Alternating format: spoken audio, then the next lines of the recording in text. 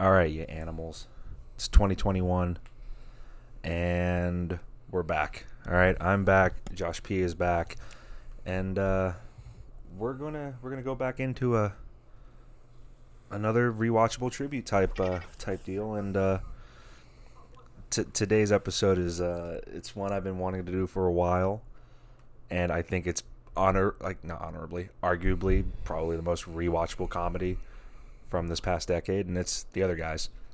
Uh, right when Josh got here, I was telling him that I've literally rewatched this about like 6 times in the last like 3 weeks, and I think it's I don't know what it is, but it's clever funny and it's stupid funny and it all works.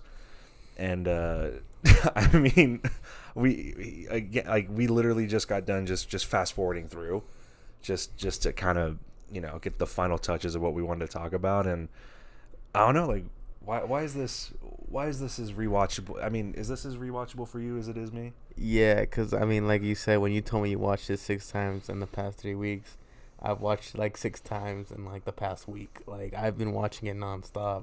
Every time it comes on Netflix, it's the first thing I watch. When I'm just get home from work, that's the first thing I put on is The Other Guys. Even if I already finished it, I'm like, well, I'll watch it again.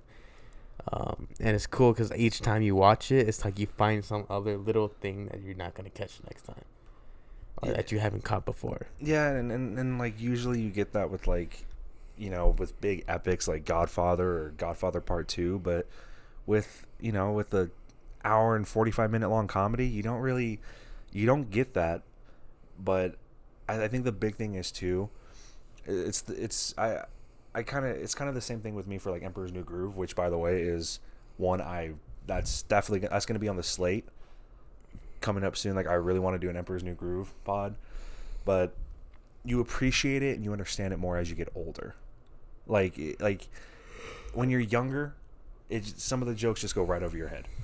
And like I said, like there's a scene, or like there's a little moment in a scene that I showed you like 20 minutes ago where I just noticed it for the first time 3 days ago.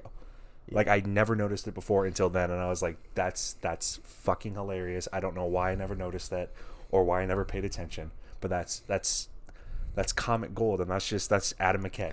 Well, that was a scene for me. I wish they made a joke about it.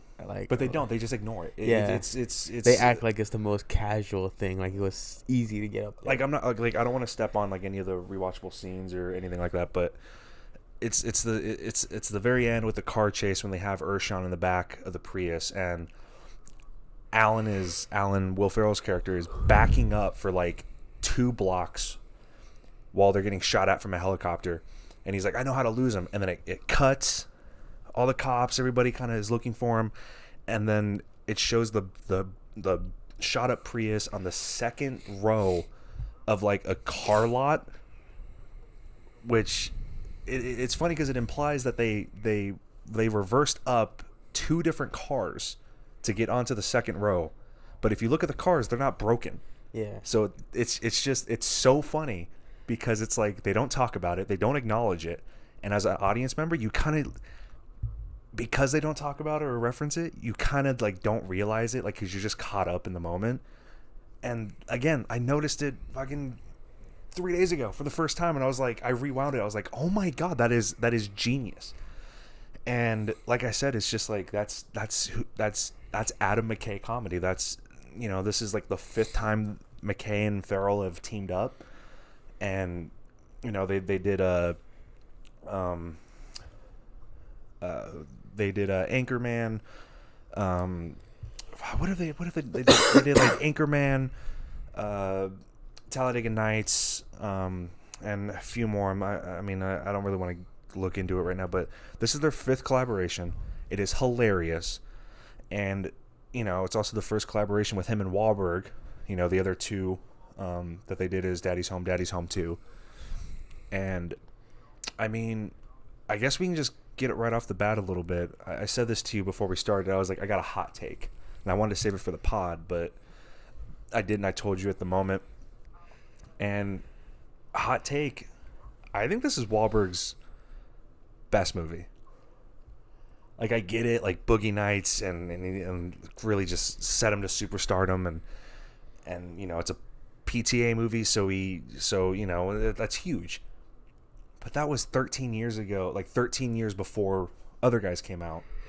Obviously, he's been nominated for an Oscar. He got nominated for Departed. He's been in a bunch of stuff. But I think this is his best movie. I don't know why. Well, I know why. My reasoning is Mark Wahlberg, especially like now, the last 10 years after this, he's just Mark Wahlberg. He's just doing the same thing in every other movie.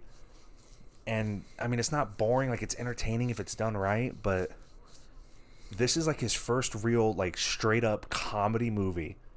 Like, yeah, Daddy's Home 2, those are comedies, and they're okay. I feel like they're not as good as the other guys. They're not, and that's my point. Like, he's done other comedies, but he's like genuinely, like, he's actually hilarious in this. Like, I mean, you have Ted and Ted 2 and everything, but he's like like, you can tell that, like, he's kind of trying to go off the script, and you can tell that Farrell really helped him with some improvising, like, and it shows, and I'm happy. And like, yeah, there's some stuff where you're just like, that seems like he's really trying to force it, but it's still funny. And I don't know, like, I genuinely think The Other Guys is his best movie, because like I said, he's literally the same guy in every other movie, minus, give or take 4 or 5.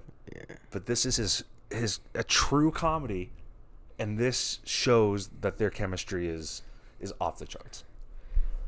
I mean, I agree to an extent. I already told you how I feel about it. I feel comedy-wise, this is his best movie. But I feel like, for every actor that switches to genres, their roles kind of get best for each genre they go into. And for me, for some reason, even though I love him in this movie, I still kind of lean towards his other roles, just because I like seeing serious him. I don't know. It's just something that's more like, for me, like, I seek more of like the impactful, to where like, okay, I'm gonna remember that. Even though I remember a lot from here, it's like I kind of seek more of like the remembrance of, like, like I mentioned, he did a scene or a movie with Joaquin Phoenix, where he's a cop, and yeah, he's doing like the same cop he does in Departed, but it's like those serious roles I kind of remember him. And like, Departed, for me, I love that movie to death, and it's always going to be one of my favorite movies. So I will say, for me, yeah, that will be my favorite Mark Wahlberg movie. But comedy-wise, yeah, I will say that The Other Guys will always top the charts for that one, for him. Yeah, and I mean, and what you're talking about, We Own the Night. Yeah. But I mean, I get it. I'm being, like I said, it's a hot take. Yeah, it's a hot take because obviously he's had a bunch of roles where he's great and he really stands out, but the last 5 years, 6 years, it's I mean, minus Patriots Day, it's kind of the same thing. It's just boring. And I don't know. I think this is like his first genuine, again, minus Ted, because I think Ted is actually really funny, and he's really funny in it.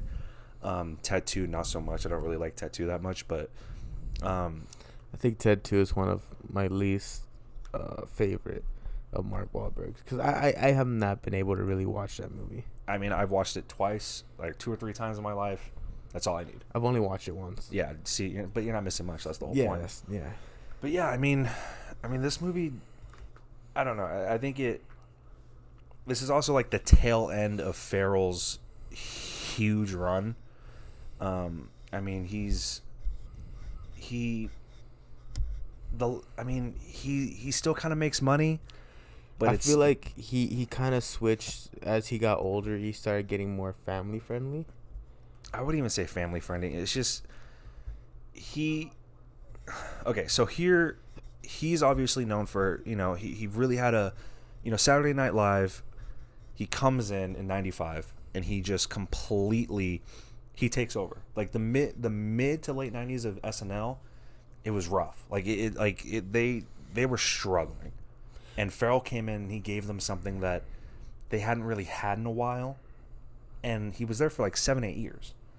But Farrell's one of the guys where he has this insane stretch of movies, and we always talk about. Well, you usually when you're talking movies, a lot of the time you're trying to gauge somebody's career. You usually going like, well, what was their best 3-movie run, or if they have more than 3, you usually go, well, what was their best 5 to 6, 7-year run? Not a lot of people have those. A lot of people just have a 3 or 4 movie run consecutively where they just go banger, banger, banger, banger. But in Farrell's case, he's the guy where it goes years. And I mean, his filmography, where it really kicks off. I mean, you can say Zoolander, but Zoolander, it's not.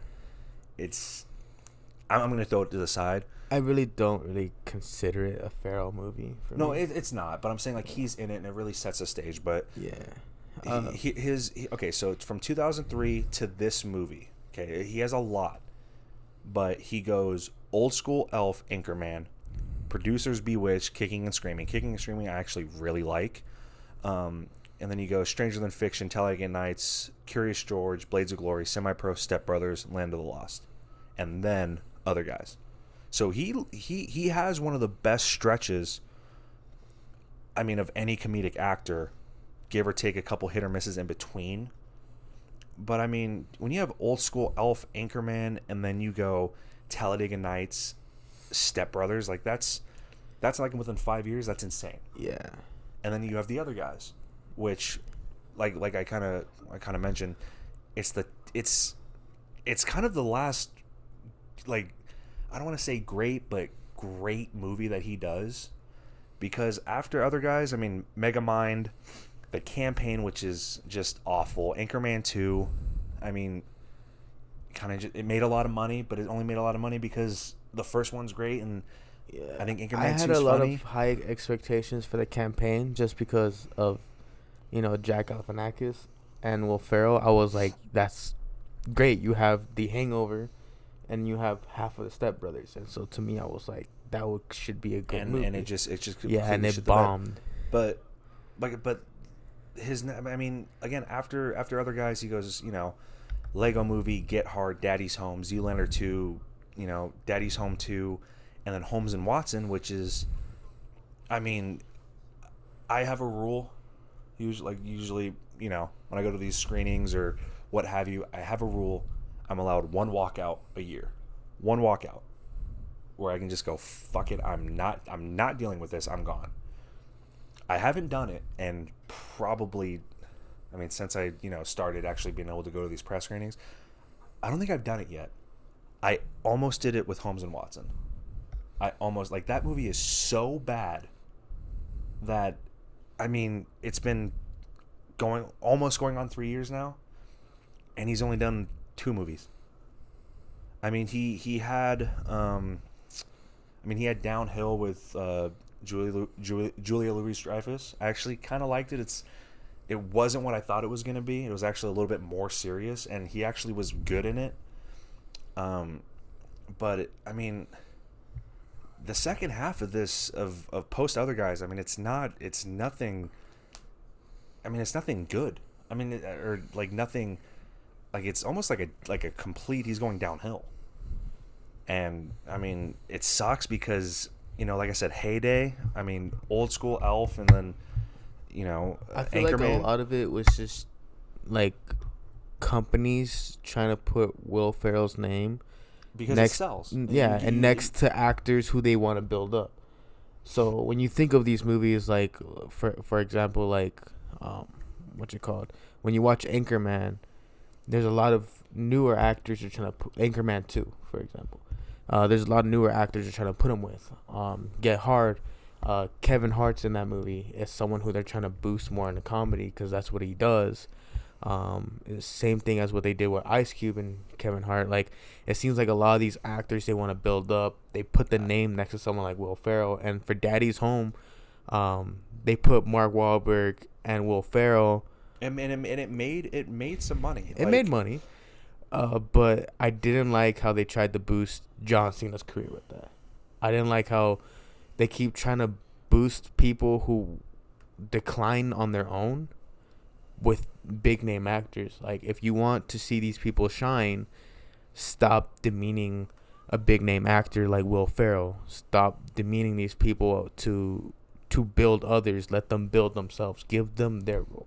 Yeah, but I think, I mean, personally, I think there's a little bit of that, but I think the big thing is, let's put two huge names together and make some money. Yeah. Which, again, the first Daddy's Home, it made $240 million. The second one, I mean, it made a little bit of money, $280 million. But I mean, that's I it. like the movies. Don't get me wrong. Daddy's Home. The first one, I've watched it one time. The second one, I actually have watched it twice. I like the movies, but I feel like it's not like I could sit through the whole movie. But if I watched a compilation of just Will Ferrell, Mark Wahlberg, that's where I'll start getting interested. Because I like how they're doing more of a PG-13 vibe. But even with Mark Wahlberg, when he did, Instant Family, like, to me it was funny, but it was not as funny as what he's previously done. Yeah, but that's the thing. Like, Instant Family, I think, like, Wahlberg's definitely had the better post other guys. And he's actually had he's had some big movies like that he's actually good in. I mean, The Fighter, Lone Survivor, Deepwater Horizon, Patriots Day, Instant Family. Like, he's done a lot of good movies, and he's shown that, like, he's an actor. Like, he can, like fuck you guys. Like, I can get another nomination. Yeah. Like, I'm not just this action guy. Give me 10 to 20 million bucks and I'll go shoot for 6 weeks. Like, he's worked a lot. I mean, obviously within that time he's had some duds. I mean, the last movie that he had that came out that I really liked was Spencer Confidential. A little Netflix movie. And the next big movie that he has coming out is Uncharted, which it's. I mean, that's a conversation for another time, but obviously Wahlberg was always going to have the bigger or the better post movie, like post other guys, because he does more. Farrell's a straight comedy guy. I wish Farrell would do more. Like, he needs a drama. He needs to do what Sandler did in Uncut Gems, and he needs to go full blown. I'm an actor. We've seen shades of it. Yeah. Give us that performance where we go, holy fuck! Like, this is nomination worth. Like, this is like a Golden Globe or a SAG or like obviously the big one. Like, this is like an Oscar worthy. It's kind of like John C. Reilly, like But that's the thing. John C. Reilly, he wasn't a comedy guy. Yeah. And he's not a comedy. I mean, he's a comedy guy now because he's been in a few, but like, he can do both, and it's like that's the thing they should do with Farrell, is like give him something serious. And that's the thing. Like, a lot of actors, they're not. A lot of dramatic actors, they're not good comedy because they just can't channel it. But then John C. Reilly's case, he's an actor. He can be funny. Yeah. And then the other side of that, a lot of comedy guys have a they're usually pretty good at transitioning. Yeah. And I think Farrell, and he's had a couple of those, but I think he needs a big, like, he needs to team up with somebody who's huge and just go all out, give some unreal performance. But okay, so actually that's a good topic to kind of go on. Who would you think could do that with him? Get some ridiculous. I mean, but like, if you had to, like, I can give you 3 or 4 directors off the top. Like, I mean, well, but like I don't care about I don't need a co-host. I don't need a co-actor. I don't need, if it's just him and we get some B-list supporting cast, or you want to throw another A-list person in there, be my guest. I don't really think, because I've been watching movies my whole life, and I like to, when I like, especially when I do reviews, I like to review in a way that just the casual moviegoer will react. And I think I'm a big believer in, it doesn't matter who you pair somebody with. If they're a good actor, they're a good actor. They're gonna act their ass off, and they're gonna do the thing. So if he were to do a serious role, which genre do you think would be best to put him in? Just a drama. A romantic drama. I mean, something he can maybe still be a little funny with. But if it's full blown drama, like what Sandler did with Uncut Gems. Like he's still a little funny in that. He's not trying to be, but he still says some off-colored shit where it's just like, oh, that's funny. Yeah. Ferrell needs that. He needs an Uncut Gems. He needs something, and I think he's. If I'm his agent, that's what I'm doing. The next year or two, I'm trying to find him something. The question is, does he want to do it? I think he does because he's done other dramatic. I mean, where is it? Where is it? I can't remember the name of the movie, but it's bugging me. Hold on. Let me find it. Well, while you look for that, I'm also gonna mention another actor who's done serious roles. I would say James Franco, Seth Rogen, comedic actors, and they both entered serious roles. But not as much as you would think.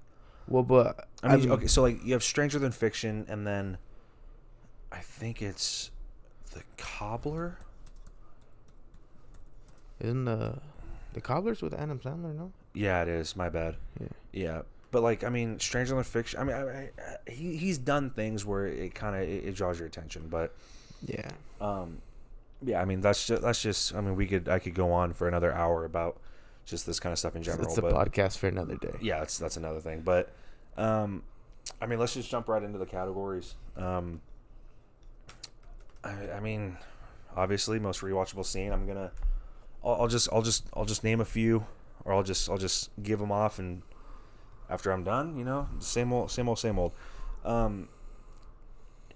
This is a little hard for me. Like I told you when you got here, this isn't a movie. Like, they're scenes, but they're quick scenes. It's a lot of transitions. It's a lot of we're moving. Office, we're moving, and I'm trying to I'm gonna try and give off straight scenes, not just moments. But the first one that comes to mind is the funeral. The Dwayne Johnson, Sam Jackson funeral. After aim for the bushes. Yeah, after the, which is so dumb to me. It's so stupid, but that's why it works. So you have the funeral. I mean, obviously they're trying to figure out who's going to be the next badass duo, but they're doing it in whispering, and then Michael Keaton comes in. He's just like, hey, what the hell are we doing? Like, are we trying to see who's going to be the next badass? And Farrell just goes, that's exactly what we're doing. And it's just like, it's just funny because like they're whispering. Like, like a good whisper is always fun to me. And if you listen to one of the guys, he says, "You, me, next time, library." Yeah. like the next quiet location. I think that's Rob Riggle. Yeah, I think it was him. But yeah, so I have the funeral scene. I have the where Terry takes Alan and he he's like we're going on this call.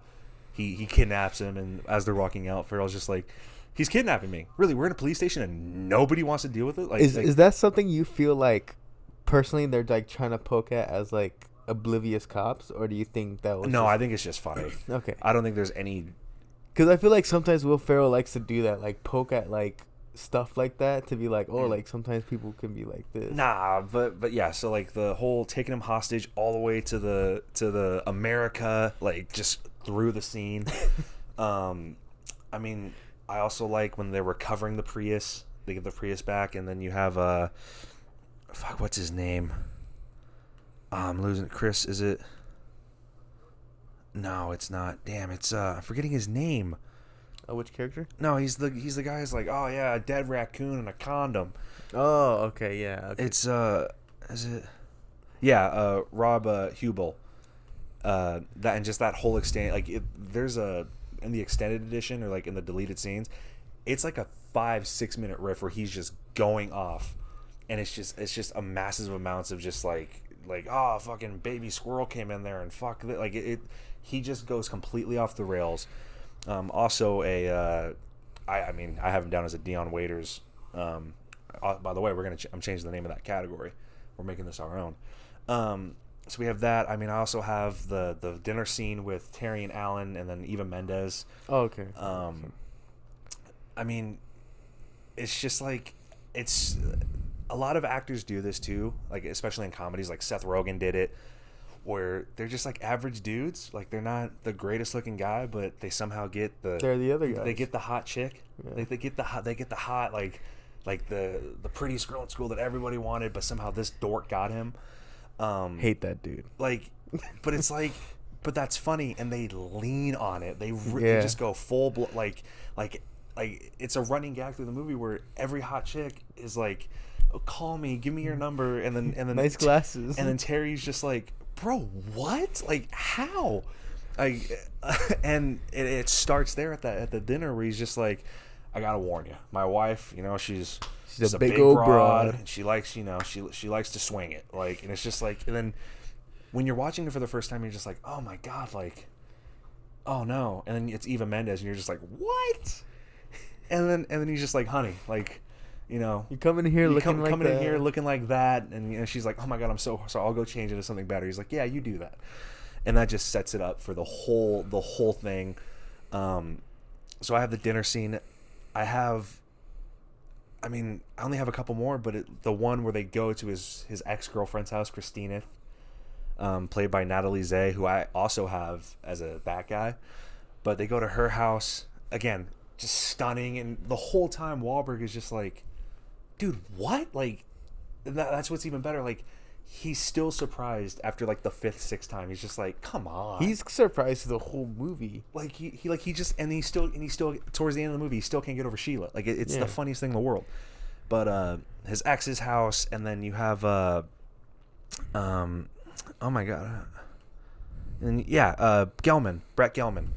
Who plays her husband. Like it's just a disgusting marriage. Like you can tell she's settled because she couldn't have Will Ferrell, and then I think it's probably one of the funniest moments in the movie is she's like, oh, I'll give you my phone, like come with me in the kitchen. She just attacks him. She's like, you son of a bitch, like you've ruined my life. Oh my god, you're so cute. Like it's just so funny. And they finally just leave, and then I mean we were dying. It cuts. They're in their Prius, they're talking, and then he's still running down the street, and he's just like, you get back here and you make love to my wife. And then as they're traveling away, they're just like, it's 20 miles. Like, oh my, like, so I think that's hilarious. And then, I mean, the end shootout, and then I would also throw in the bribes. The floor to the Knicks. Yeah, the Jersey Boys Mamma Mia thing. And then obviously you gotta throw in the good cop, bad cop. You mean bad cop, bad cop? Yeah, you gotta throw that in. Again, this isn't those are the longest moments of the movie that I thought of scenes. Obviously, there's great moments throughout this movie. So those are my nominees. I don't know if you have any other scene or long moments that you would consider scenes, but those are my picks for. I mean, I always laugh at that aim for the bushes scene. No matter how many times I watch it, just listen to Foo Fighters as they jump off the roof. It's so dumb. It is so stupid. I like how once they hit when you're first watching this movie, you're like, dang, like they're gonna aim for the bushes, and then as you're watching them, it's just concrete. It's just pure concrete, and you're just like, wait, what bushes? Yeah. And then you see the floor crack as they smash it. And something about that too is those two Heisman and whatever Dwayne Johnson and Sam Jackson scenes. Those are the two longest actual scenes in the entire movie. Yeah. And it actually kind of upsets me that like the rest of the movie doesn't have scenes. It's just like long moments with a couple scenes here and there. But yeah, I mean, is that all you have? Or? No, I have more. That's just my first one when I'm like going through the movie. That's usually the first scene I think of. For me as well, that whole funeral scene. I love when Mark Wahlberg first brings it up and he's like, oh, like the city's dying for a hero. He's like, is it really dying for a hero? How about thousands of citizens just getting up and doing their part? Doing their part. And he's just like, as a kid, didn't you play cops and robbers? You know what I did as a kid? I audited my parents. I went to school. I made my bed. And when I was 12 years old, I audited my parents. And trust me, there was a lot of punishment, and I was grounded. Dude, it's like that scene, like that whole scene, to me is just always. Well, I mean, I put that in like literally from the from outside all the way through to the whispering. Yeah. I have that down as the one scene. And then, one scene that so I like, it's the first time you hear Mark Wahlberg call himself a peacock, because like I like it because it's like you kind of get a glimpse of like who he is, and then I also like because I feel like that scene kind of goes with the scene where they're all talking about their shootouts, and he's talking about him shooting Derek Jeter and that whole group, and then they're all just getting on his ass about it, just saying like, oh, like, you cost me this much money, or you should have shot this person. Like, I love watching that scene. It's always funny, and then like, I don't know, that's a scene that I always like watching, because you see how all the other cops are, and like, it's supposed to be a session on being okay with using your gun, and the only person who really has a problem with it is Mark Wahlberg, and everyone just shits on him for it. Yes. Well, I mean, yeah. I mean, obviously, my vote for at least what I think is going to be the most rewatchable is it's probably the good cop, bad cop, or the bad cop, bad cop. I think that the whole. I think that scene starts at Nick's to Mamma Mia, and Jersey Boys to that. Like, I feel like it goes from Nick's to the point they get tased. No, it because they come back and he's like, "Son of a bitch, that was a bribe," and he's like, "Gentlemen, this." They do it and they go back a third time and he's like, "Get the waters." He's like, "We don't want waters." And well, because the reason I say to the point where they get tased is because they're still talking about it. It's the third time after the Colombian drug lords, and then the best quote, like, "Imagine where you'd be in your career if you had shot Jeter." Yeah, and then like at the same time they're still talking about it, like, oh, you know, I had to go bigger than you, you know, since you were doing bad cop, and he's like, no, I said good. So that's why I connect that whole scene, because it kind of connects. It also adds on that what they took from his desk, and it's just like, which, by the way, picking it super illegal. Like, yeah, you can't just I was thinking about that. I was like, that's fucking illegal. Picking it and Age of the Worst. But yeah, I mean, so yeah, my vote's gonna be the bad cop. I mean, the bribes all the way to the getting tased. That's mine. I don't know what you're gonna pick, but it was between that and the funeral. You're gonna go funeral, but I feel like you're gonna go funeral. I kind of do, just cause like, I don't know, like that just makes me laugh, the fact that you have these cops at a funeral and they're only fighting for the big spot. And it's so quiet how they do it. All right, well, fucking two different scenes and nothing we can do about that. All right, next category. Let's go age the best. I think definitely the pimps. Definitely the what? I'm joking, the pimps. I mean, I would just say the humor really aged the best, just because it's not toilet humor. Like, when it comes to comedies, I'm such a stickler, and I'm so anal about, like, if I'm in a comedy and it's an instant poop joke, I'm just like, come on, dude, this isn't the 90s. What are we doing with shit jokes? Or they go with a gag that's too long. It instantly takes me out of it. I'm just like, oh, fuck, this is what we're gonna do the next hour. So I think the comedy is really aged the best. Yeah, because I like how they don't just stick to a joke for a long period of time. It's just for that short, honestly, probably less than a minute scene, and then it's just like, and it's over. They're done, and it's they don't bring it up later. Next? I think the only thing that was ever ongoing was just, you know, that the Alan with like all these girls, but that wasn't even a joke. That was just like, it's just a running gag. Yeah, it's hilarious. But that's another thing. Age the best. Yeah. The not so good looking dude getting all the very attractive women. The nice guy not finishing last. The nice guy not finishing last. You know, it's that's definitely aged well, and you know, I mean, these days, I mean, you know, I'm not what I used to be. But I know I kind of. I feel that I feel that kind of love. Yeah. You know, so that. But another thing I would say aged the best, and it has to do with Alan's story of how he became a pimp. The girl wanted to pimp herself out, right? Yeah. Now, in the generation we live in today, I mean, I should have thrown that in for rewatchable scene, that the gator montage. Yeah, the gator montage. But like, she started out by going to him for protection, so it's like, or like organization. And, you know, with the way things are now with OnlyFans and all this stuff, it's like, I feel like that kind of aged the best, because I feel like we're in like a kind of society now where that's, you know, that's okay. Like, people are just, yeah. it's okay. I mean, it's always been okay. Yeah. I mean, except for the super, you know, religious folk that are dumb. But yeah, I mean, there's not a lot of age the best. I mean, next category, age the worst. You already know what I was going to say. There's only a couple. I'd say any gay quote. Like literally, I'll just run them off for you. The fucking when Terry goes to Sheila, no, not Sheila, to what's his girlfriend's name? Francine. When he goes to Francine at the ballet studio. You mean a strip club? Ballet is a strip club, and he's attacking the only black guy in there. Straight up says, "You're selling what are you doing with this crack dealer?" It's like, dude, oh my god. See, I didn't even see it like that. I did. Then he tops it off with, "Oh, you don't think I can do this shit?" Does the actual ballet thing as he's leaving. Alan, you learn how much he's like, I learned to dance like that to make fun of the guys at my school, show them how queer they were. You learned to dance like that ironically?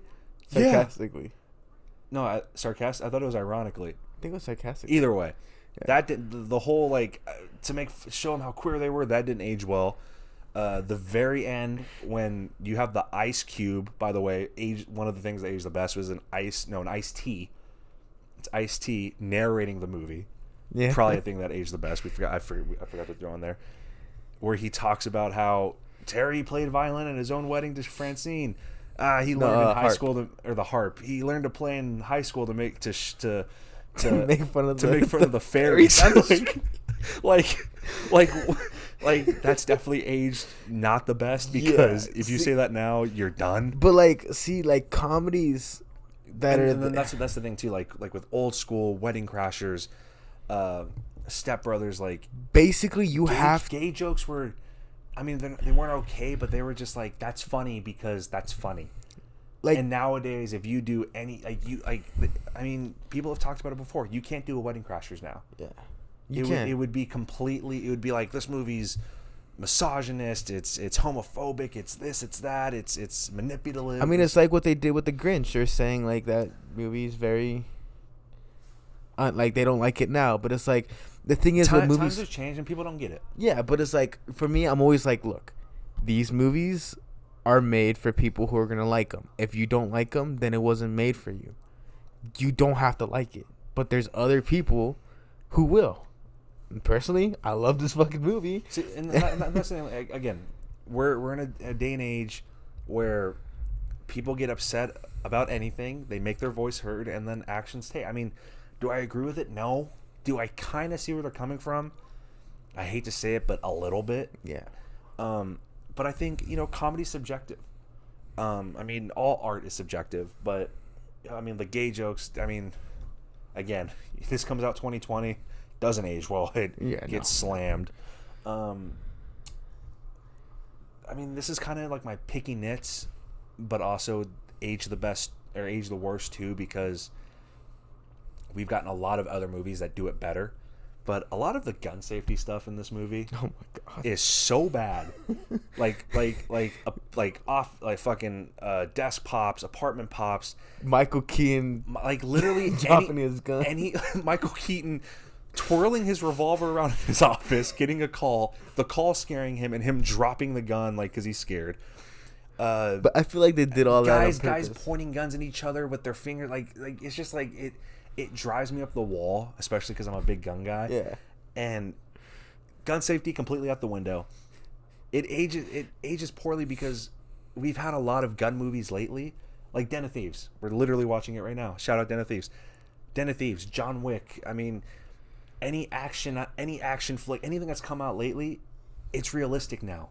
You don't see guys yo yo yo or fucking this is the old west where it's fingers on the trigger at all times. It's no, they keep gun safety in their head. I mean, the first time I learned that gun safety is not to keep your finger on the trigger was honestly from Terminator Salvation. Yeah, because they tell you straight up don't put your finger on the trigger unless you're ready to pull that trigger. Yeah, it's just stuff like that. Again, it's picking it, and it's also age the worst, but it's mainly age the worst because it's nowadays we've had a bunch of new movies where they're hyper realistic or try to be hyper realistic. But yeah, I mean, you have anything else that's aged the worst, or did we pretty much nail it? Nah, I think we pretty much nailed We it. pretty much nailed it. All right. Well, let's go. I mean, the Vincent Hanna They Knew Award for overacting. I'm actually gonna rename this for our pod because I want to make it. I mean, as much as I'm paying tribute, and I really want to. I love talking about movies, and this is a fun way to do it. I want to come and give it my own vibe. So this isn't the Vincent Hanna They Knew anymore. This is the John Boyega Ray Award for overacting because I think John Boyega. I mean, don't get me started. I mean, everybody knows what I'm talking about. So this is now the John Boyega Ray Award for overacting. I think this is a rare moment where the overacting isn't. There's not a lot of overacting. Like, it's just guys being guys. I mean, the only nominee I can think of is Rob Riggle, but he overacts in everything. I mean, I honestly might be it. I mean, maybe Sam Jackson, Dwayne Johnson. Like, I don't have a lot of nominees. I really don't. Like, can you think of anything where you just went, even though it's a comedy, tone it down, or like, wow, he's going for it? Like, I don't really see it. Got nothing? Yeah, I mean, the only other person I would recommend is Dwayne Johnson, but it's not even that big because he just wasn't a good actor, and that was it. Because at that time, he was just starting, and so it's like... Yeah, but he didn't really actually overact. But now he's like the biggest movie star in the world, which Yeah. I still don't get how he's because he's literally just himself. Same guy. And it's annoying. I don't consider him a great actor. As much as people would disagree with that, he's not. He is same thing with Dave Bautista. They give them the same role. Vin Diesel as well. They give them the same role. They pursue the same character, and it just doesn't make you a great actor to do that. And one person, everyone disagrees with me on this, but I stick to it because I see the same person in every movie with her. You're probably gonna disagree with me, but Jennifer Lawrence. Oh, same. Yeah. She's boring. Yeah, dude. I see the same girl every movie. The thing that I like about Jennifer Lawrence, we keep getting off track with all these things. Yeah. The thing that I like about Jennifer Lawrence is she's taking a break. She's not she's not in our fucking face every year. And I'm like happy. She has been in the mid 2010s. Yeah, I mean, there's not really a lot of overacting. Yeah. So the winner's nobody because there's not a lot of overacting. I mean, maybe there is, but I mean, other people are. I mean, if anybody's listening, like, if somebody's listening to this that completely disagrees, speak up. The Dion Waiters Heat Check. Another category I want to rename. Heat Check, it's a thing. It is a thing, but we're gonna rename this the Alex Caruso GOAT Award. Alex Caruso, he's a guard for the Lakers, white boy, and he's the guy where he's gonna play a few minutes every game. I mean, this year he's starting to play a little bit more, but he's a guy that he goes out there, and when he's out there, his teammates they go, this is our guy. If you ever watch a highlight reel of Alex Caruso, he does something stupid, and everybody just goes, oh my god, like, that's insane. So that's why we're renaming the award where you do the most with the least amount of time. We're renaming it after the GOAT, Alex Caruso, because he's also a meme. So I have a few guys. Obviously I have Rob Riggle. Yeah. I have where are you? Brett Gelman, who played Hal, the Christineth's new husband. I don't know if Michael Keaton qualifies for it. I feel like he might be in it too much, but I feel like he's in it just a small amount to where he qualifies. He's that guy. I feel like he might be. I think he qualifies as the Caruso GOAT. I really gotta go Rob Riggle on that. Rob Riggle. Yeah, just because when he says something, it's more. He's in there so little, but you remember what he says, and I think it's the way he says it too, because in each movie he's very aggressive, and so he's aggressive with what he says. So just like when he said like you, me, library, you know, you're gonna remember that.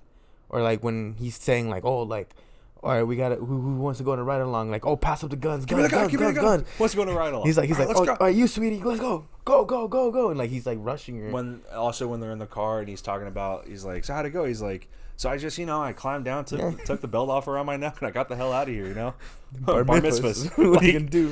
Fuck, I think Rob Riggle, but I also feel like he's not in it enough. Like, I think it's a close. I feel like Michael Keaton. I think Michael Keaton's in it just enough to where. But I don't know. I mean, I'm willing to go straight tie, which might anger some people, but I'm willing to go tie. I'll go tie. Like I mean, you don't have to. I'm going tie with Michael Keaton and Rob Riggle. Since I don't have to, I'm going Rob Riggle. You're going Rob Riggle. Yeah, I'm going Rob Riggle. I mean, there's a couple categories left. I mean, Joy Pants, that guy. This is tough because, I mean, maybe for the mainstream, like, casual moviegoers, Damon Wayans Jr., that guy. Rob Riggle is also, because not a lot of people know who Rob Riggle is. They just know, oh, that's literally that guy from everything. That guy who was in Step Brothers. That guy who he's in literally everything. Yeah. I mean, Natalie Zay, she plays Christina. Like, she's in a couple things. Ava Mendes. I think she's a little too famous. I don't know, because sometimes it's hard for me to remember her name. I always, like, when I was little. I'm thinking general casual guy. Like, they might be able, that's Eva Mendes. Because, like, when I see her, I think, oh, it's that girl from Ghost Rider. Oh, it's that girl from We Own the Night. I mean, you have Andy Buckley as Urshan's lawyer. Okay. Also, super funny scene when he jumps off the thing, and Alan just goes, "Oh, look, he's flying." But he plays David Wallace in The Office. Yeah. And then I also have Bobby Knievel. I think I say his name, Cannavale, whatever. But he plays Jimmy. When was the last time he had a desk pop? September 08, and then he's also the because you shot Derek Jeter. Yeah, because he's in Ant-Man. He's in a couple. I know him from Paul Blart. Yeah, but he's in a couple things. So I mean, those are the Joey Pants nominees. I mean, literally, you can go any of them as the winner. Yeah, I mean, that's not even really a winner. It's just those are the Joey Pants. Yeah, those are just the guys there. But I mean, half-assed internet research. I mean, there wasn't a lot for this thing. I mean, the only thing I really have is McKay just kind of thought of it. Just having dinner with Wahlberg and Farrell. I mean, there's really not a lot of stuff to really get into it, but yes, I mean, there's not really a lot of half-assed internet research. Casting what ifs, same thing. There's no casting or what ifs, but I would say this might be like a recasting couch situation. I'm trying to think of, like, if this is going to be made in 2021, the other guys, who do you put in the two main roles? Who are the two main guys? Like, I've been trying to think about it the last couple of days, like, kind of getting ready for this, but it's hard. Like, I can't really. The only thing I do is I go younger, and I think of, like, Timothée Chalamet, and I mean, I don't even know who else. I just think Timothée Chalamet. I can't think of another, like.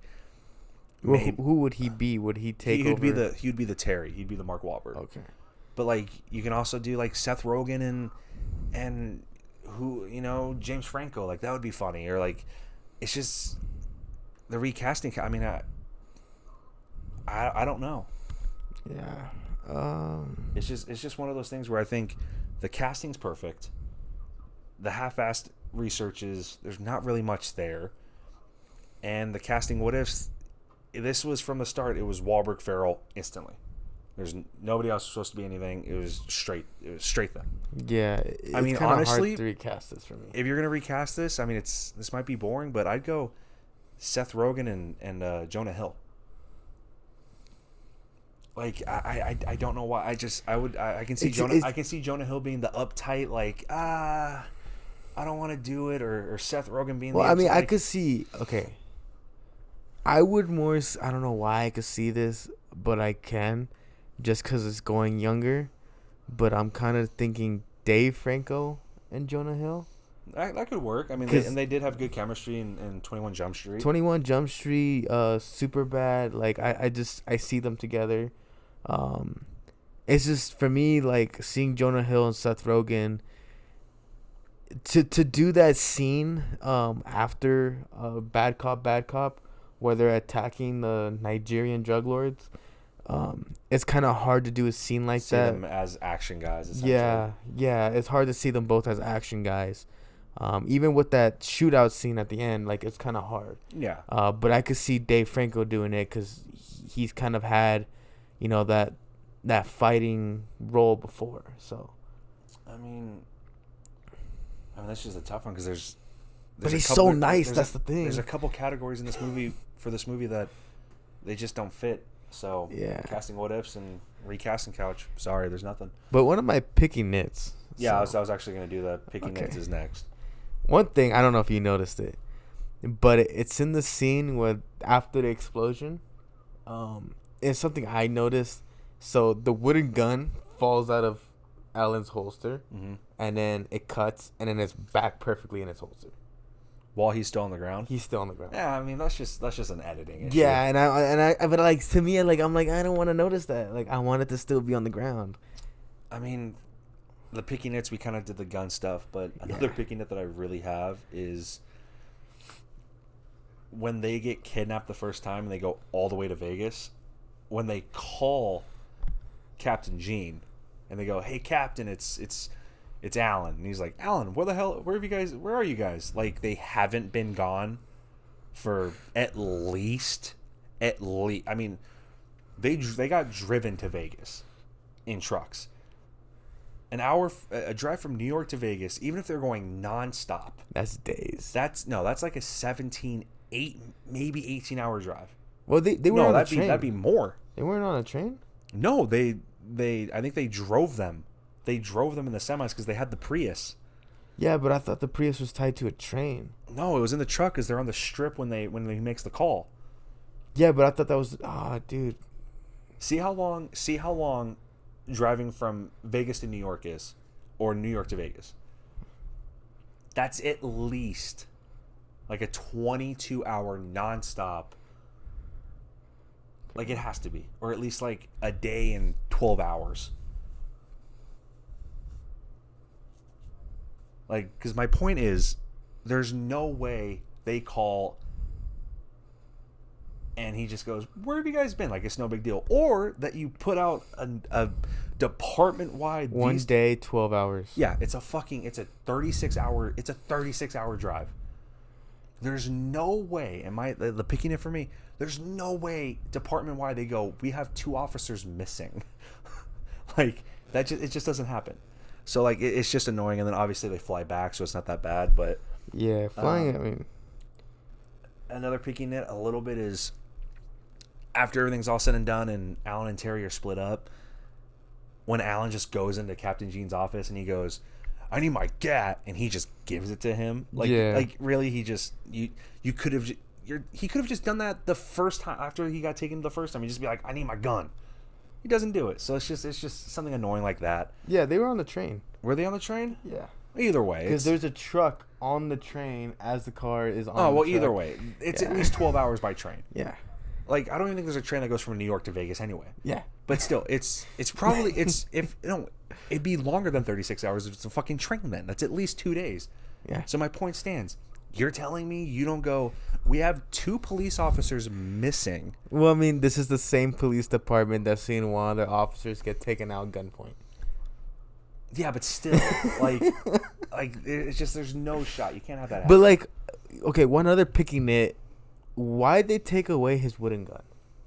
because I think it's just funny. It's just a gag. But it's like, to me, It's just to humiliate him. Yeah. More. Like we took your fake gun away. I think it's another like it's just something to make him feel even more fucking bad. Yeah.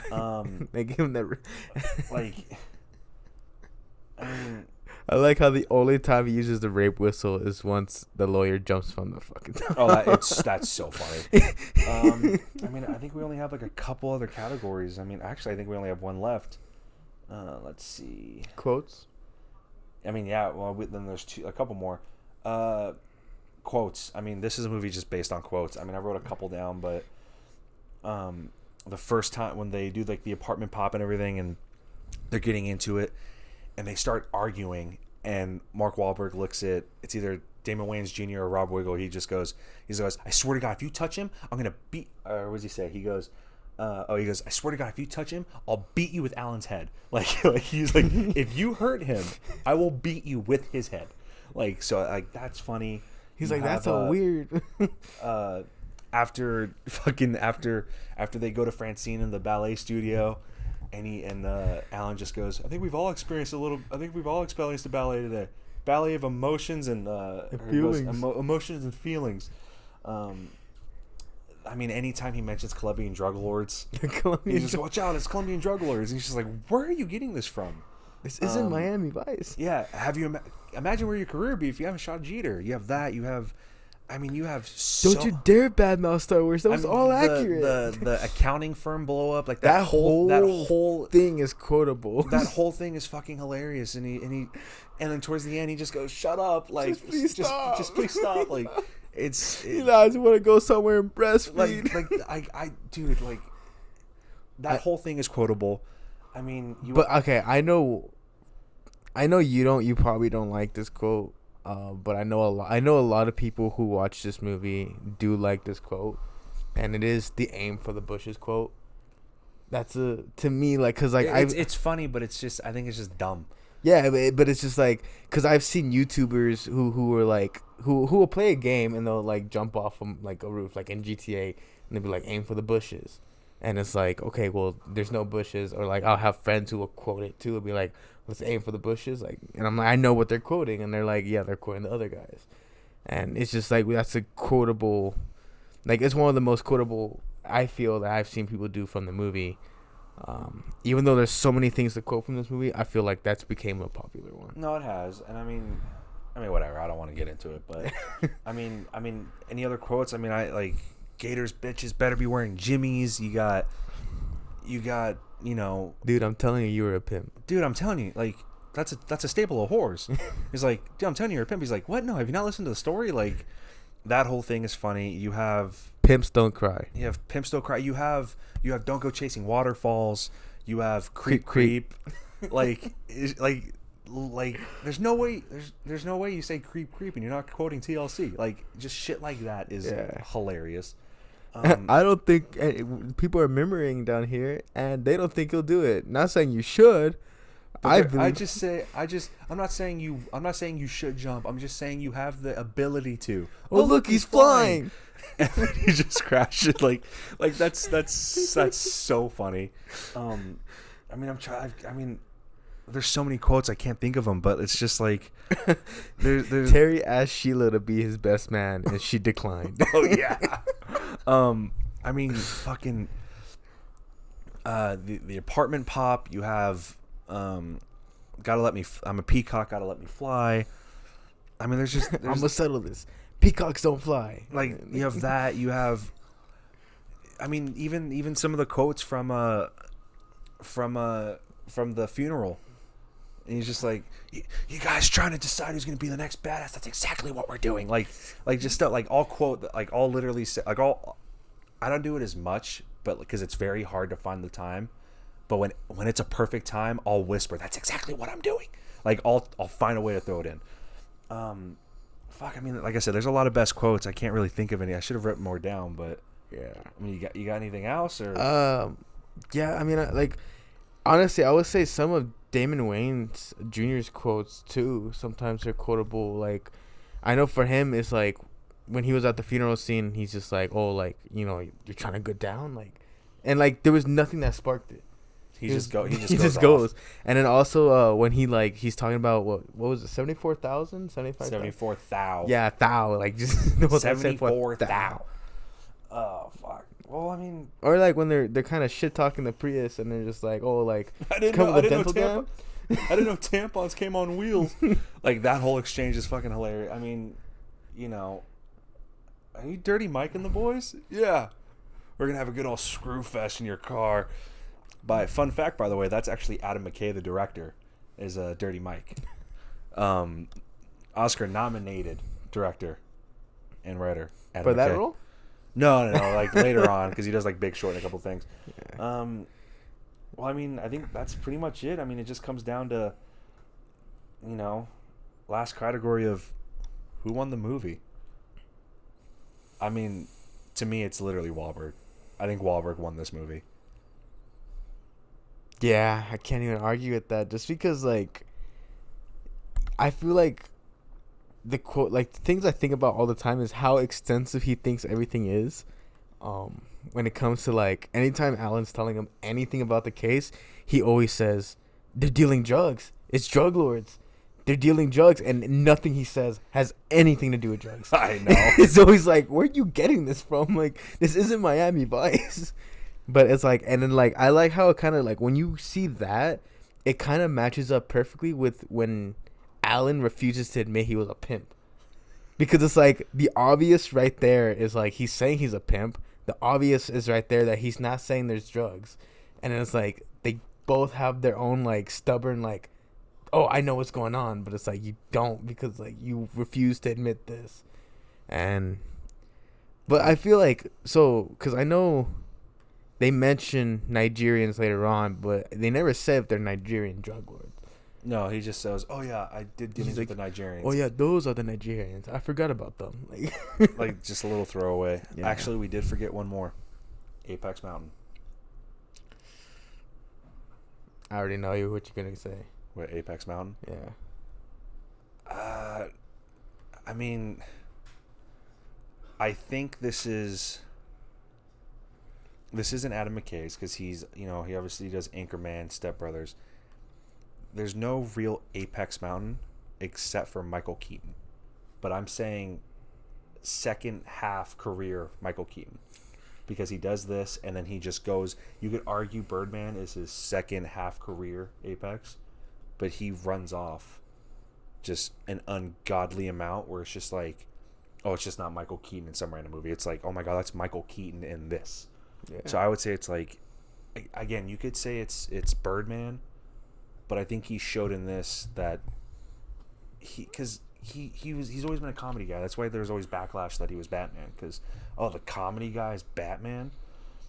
So I would say second half career Apex is Keaton, even though it's probably Birdman because he goes Birdman, Spotlight, and then Spider-Man. There's three big ones. But I think just putting him in this movie, I mean, maybe even Eva Mendes, but she's also in a couple things. You could argue Dwayne Johnson, but I think his Apex is probably something like Jumanji. Nah, something before that, but just things like that. Well, I mean, if it was going to be Dwayne Johnson, I feel like Dwayne Johnson would be Fast 5. Because I feel like that's when people start taking him serious. That might be it. But, yeah, I mean, that's everything. Won the movie was Mark Wahlberg, and it's not even close, right? Yeah. Anything else? Nothing? Well, guys, The Other Guys is on Netflix. It's streaming right now. Go ahead, check it out. And excuse us. We're going to go aim for the bushes. Go aim for bushes. Yeah, just, yeah, we're going to go aim for the bushes. So there goes my hero. All right, y'all. Till next time.